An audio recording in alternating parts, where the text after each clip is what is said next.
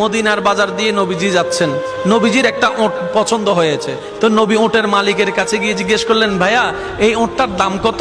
ওই দামাদামি হলো, নবী সে দামে কিনতে রাজি হলেন, কিন্তু নবীর কাছে তখন অর্থ ছিল না। তখন নবীজি ওনাকে বললেন, আপনি আমাকে ওটটা দেন, আমি এখনই গিয়ে আপনার সেই প্রাপ্যটা পাঠিয়ে দিচ্ছি। ওটের মালিক ওনাকে ওটটা দিয়ে দিলেন।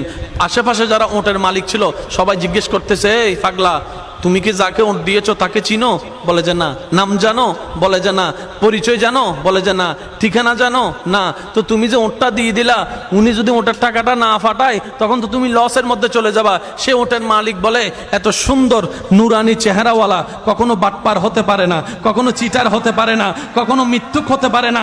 ওনার চেহারা দেখেই তো আমি ওট বিক্রি করার আগে মনটাই বিক্রি করে দিয়েছি, মনটাই বিক্রি করে দিয়েছি, মনটাই বিক্রি করে দিয়েছি।